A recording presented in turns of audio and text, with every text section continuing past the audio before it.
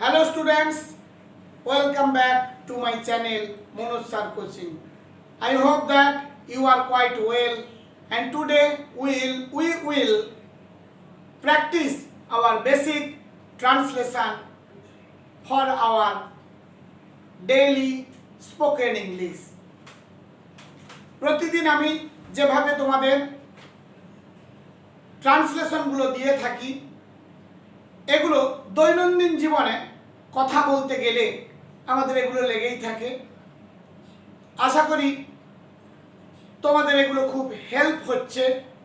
তোমরা কমেন্ট করবে, আমায় জানাবে কেমন লাগছে বা কী ধরনের সেন্টেন্স আরও প্রয়োজন তোমাদের জন্য, সেগুলোও আমায় জানাবে। তাহলে আজকে আমরা যে সমস্ত সেন্টেন্সগুলো আমি লিখেছি সেগুলো তোমরা দেখো এবং প্র্যাকটিস করো, খাতায় লেখো।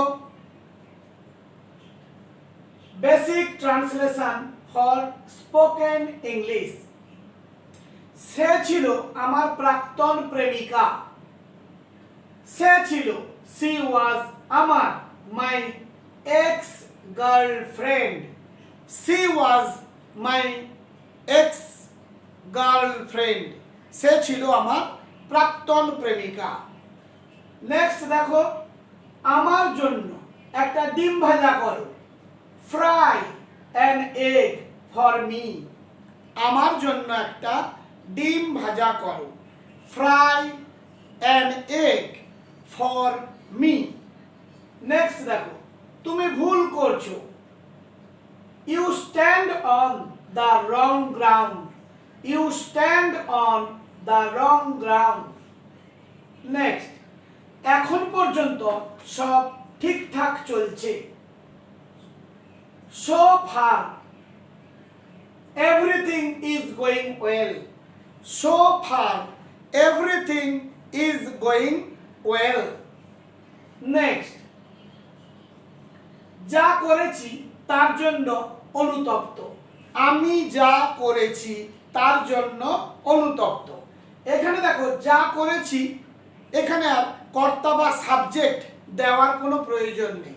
করেছি বললে আমি বোঝায়, যা করেছি তার জন্য আমি অনুতপ্ত। I repent. রিপেন্ট বলতে অনুতপ্ত হওয়া। কোনো কাজ করার পর যদি কাজটা ঠিকমতোভাবে সফল না হয় বা অন্যের কোনো হালকা পরিমাণ ক্ষতি হয়ে যায়, তখন আমরা অনুতপ্ত অর্থাৎ রিপেন্ট শব্দটা ব্যবহার করে থাকি। I repent what had happened, what had done. আমি অনুতপ্ত যা করেছি তার জন্য। I repent what had done. অবশেষে তোমার কথা ঠিক হলো।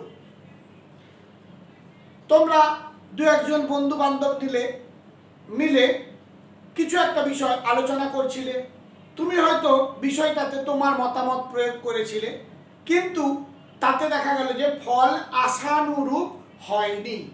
তখন তুমি বললে যে তোমার কথাটাই ঠিক ছিল, তাই অবশেষে তোমার কথা ঠিক হলো। In the end your words come true. In the end your words come true. এই যে ইন দ্য এন্ড মানে অবশেষে, এটাকে তুমি আলটিমেটলিও বলতে পারো। Ultimately your words come true. Next দেখো, তুমি এ কাজ করার যোগ্য নও। You are not qualified to do this. তুমি এ কাজ করার যোগ্য নও। You are not qualified to do this.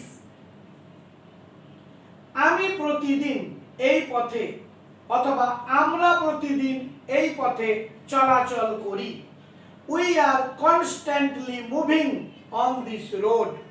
আমরা প্রতিদিন এই পথে চলাচল করি। উই আর কনস্ট্যান্টলি মানে অনবরত, প্রতিদিন। We are constantly moving on this road. আমি এখন বেরোতে প্রস্তুত। অর্থাৎ কোথাও যাওয়ার কোনো প্রোগ্রাম হচ্ছিল, এই পুজোর সময় এসে গেছে, বাড়িতে সকলে প্রস্তুত হয়ে গেছে গড়িয়াহাট বাজারে যাওয়ার জন্যে, জামা কাপড় ইত্যাদি কেনার জন্যে। তা বাড়িতে সবাই বলল যে নে নে হয়ে গেছে, প্রস্তুত হয়েছিস? তুমি বলে উঠলে যে আমি যাওয়ার জন্য প্রস্তুত, I am ready to go out, আমি বাইরে যাওয়ার জন্য প্রস্তুত, I am ready to go out.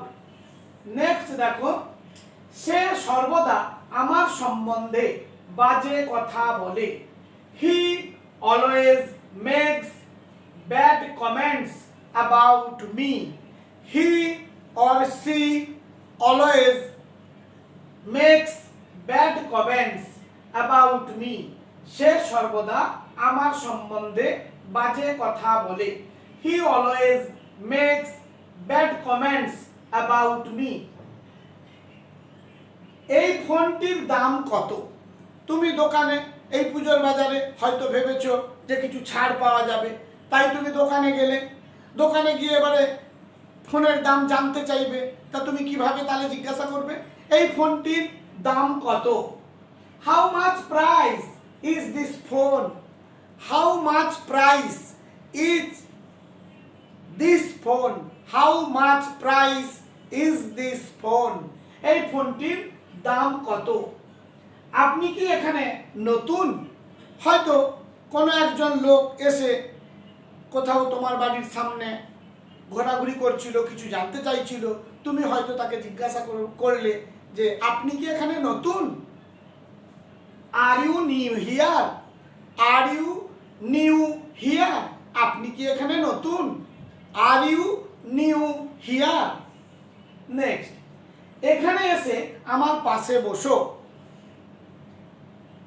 তুমি হয়তো কোনো অনুষ্ঠানে কোথাও গিয়েছো, খাবারের আয়োজন, সেখানে তুমি তোমার চেয়ারে বসে পড়েছো, এবারে তোমার রিলেটিভ সেও গেছে, তুমি হয়তো তাকে বললে তুমি এসে আমার পাশে বসো।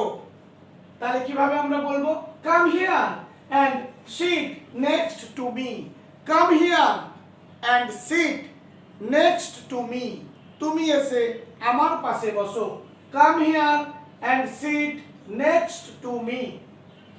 সে বিছানার উপর শুয়ে আছে, she is lying on the bed, she is lying on the bed, সে বিছানার উপর শুয়ে আছে, she is lying on the bed. Next, তুমি গতকাল মিথ্যে বলেছিলে, গতকাল তোমার বন্ধু তোমাকে কোনো একটা কথা বলেছিল, আজকে যখন তার সাথে দেখা হলো তুমি তাকে বললে গতকাল তুই আমায় মিথ্যে বলেছিস, আমি তো গিয়ে দেখলাম আজকে যেটা আমি ভেবেছিলাম সেটাই ঠিক, তাই তোর কথাটা মিথ্যে। তাহলে তুমি আমায় গতকাল মিথ্যে বলেছিলে, you lied to me yesterday, you lied to me yesterday. তারা একে অপরের বিপরীত, দুই বন্ধু, এর স্বভাব একরকম, অন্যজনের স্বভাব অন্যরকম, তাই আমরা এই কথা বলতে পারি এরা একে অপরের বিপরীত, they are opposite to each other, they are opposite to each other, এরা একে অপরের বিপরীত। আমি তোমার জন্য গর্বিত, I am proud of you, আমি তোমার জন্য গর্বিত। মেয়ে হয়তো পরীক্ষায় ভালো ফল করেছে, দেখা গেল যে মাধ্যমিক পরীক্ষায় 90 অ্যাবাভ বা 90% অ্যাবাভ মার্কস পেয়েছে এবং সে হয়তো কোনো স্থানও দখল করেছে, তখন তুমি বলতেই পারো তাকে আমি তোমার জন্য গর্বিত, I am proud of you, I am proud of you. Next দেখো, তোমার কার সাথে দেখা হয়েছিল, হু ডিড ইউ মিট, তোমার কার সাথে দেখা হয়েছিল, হু ডিড ইউ মিট। আমি ভেবেছিলাম তুমি অসুস্থ, আমি ভেবেছিলাম তুমি অসুস্থ। হয়তো দেখা গেল যে তোমার কোনো কোচিং ক্লাস আছে, কোনো একটা স্টুডেন্ট হয়তো বেশ কয়েকদিন ধরে আসেনি, আজ যখন ক্লাসে উপস্থিত হলো তুমি তাকে জিজ্ঞাসা করলে মানে তুমি আসোনি কেন? আমি হয়তো ভেবেছিলাম যে তুমি অসুস্থ। I thought you were sick. Sick মানে অসুস্থ, SICK, সিক। এছাড়াও একটা SEEK সিক হয়। সিক মানে হলো খোঁজা, অর্থাৎ সার্চ, কোনো কিছু আবিষ্কার করা, ফাইন্ড আউট, খুঁজে বার করা, সেটা হলো SEEK। আর এটা হলো SICK, সিক মানে অসুস্থ। I thought you were sick, আমি ভেবেছিলাম তুমি অসুস্থ। So you were absent in the class for some days, তাই তুমি কিছুদিনের জন্য অনুপস্থিত ছিলে ক্লাসে। এইভাবে তোমরা এই সেন্টেন্সগুলোকে খাতায় লিখে তোমরা বন্ধুদের মধ্যে পরস্পর ডিসকাস করবে। যত তোমরা মুখে সেন্টেন্সগুলো, ইংলিশ সেন্টেন্সগুলো আওড়াবে, তত তোমাদের ফ্লুয়েন্সি আসবে, and you will speak in English fluently within 1 or 2 months if you practice according to me. আশা করি তোমাদের ভিডিওটা ভালো লাগছে। যদি কোনো বুঝতে অসুবিধা হয় তোমরা কমেন্ট করো, আমাকে জানিও। আর ভিডিওটি ভালো লাগলে পরবর্তী যাতে আমি ভিডিও তৈরি করে তোমাদের সামনে আনতে পারি, তাতে হয়তো তোমাদের কিছু হেল্প হচ্ছে আশা করি। তাহলে তোমরা আমার চ্যানেলটিকে সাবস্ক্রাইব করো, লাইক করো, শেয়ার করো। আর তোমাদের যে সমস্ত বন্ধুরা ইংরেজিতে দুর্বল তাদের কাছে আমার চ্যানেলটিকে শেয়ার করে দিও। আশা করি তারাও হয়তো উপকৃত হবে। তোমরা সেন্টেন্সগুলো খাতায় লেখো।